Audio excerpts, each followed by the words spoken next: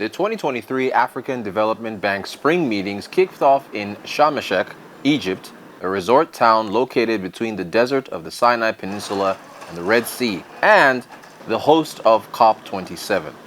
Day 1 featured registration and identity verification for media and participants, and for their financial convenience, banking on wheels, an actual banking on the go, fully mobile financial services structure in the form of a vehicle, complete with a hall and ATMs, courtesy of the National Bank of Egypt and Banque MISR.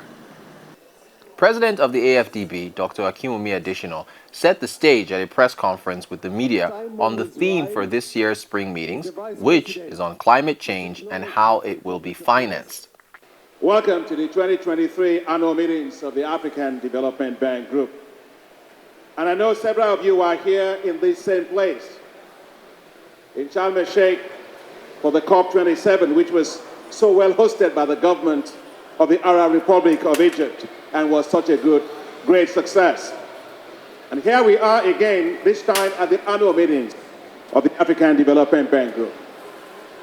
We are basically following up from where COP27 left right here, with the theme of our annual meetings this year being mobilizing private sector financing for climate and green growth in Africa.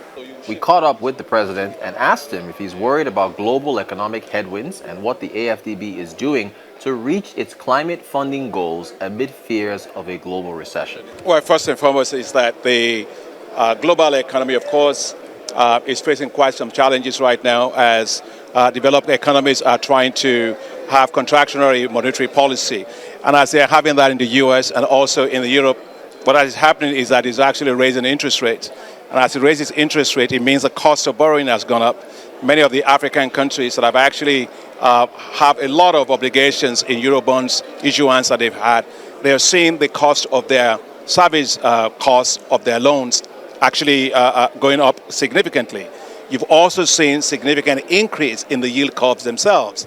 And so therefore the premium, the risk premium for new insurances are actually going up, which is not good for African countries. And so we are trying to use the equity we have in that concessional window of the bank, which is for those countries, the lowest income countries. We have equity about $25 billion.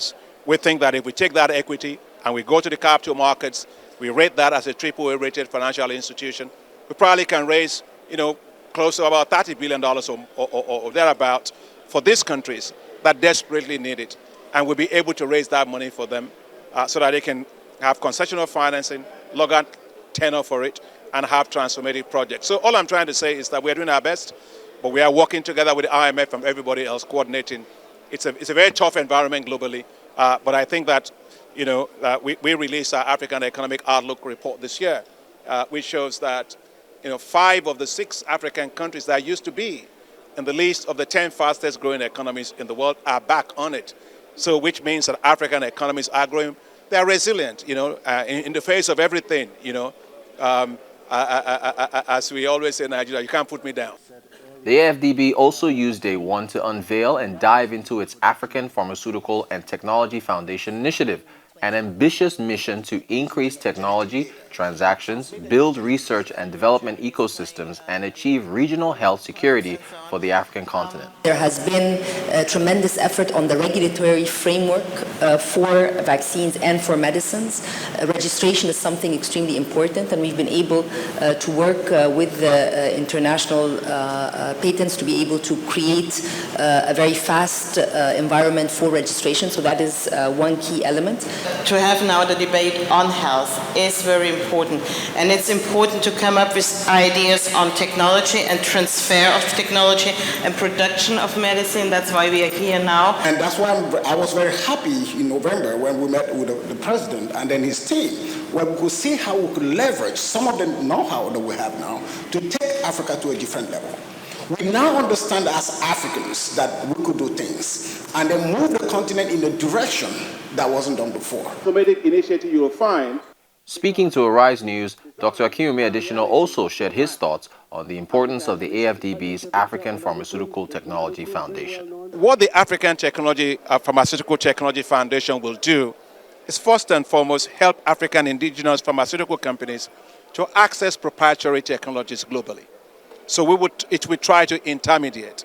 The second, it will build the know-how, technology know-how of the African companies.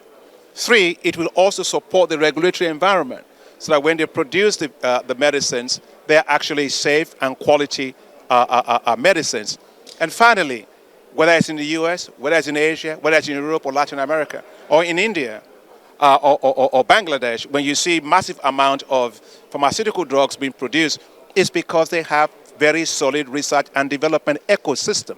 So this African Pharmaceutical Technology Foundation will support the development of the pharmaceutical research and development ecosystem and linking it to the private sector so that we can make quality drugs that meets the epidemiological profile of Africa. So, climate change and the necessary funding to close the technology gap and provide the necessary research and development to improve pharmaceutical output on the African continent. Two very, very important topics dealt with on day one of the African Development Bank spring meetings in Sharm el-Sheikh, Egypt.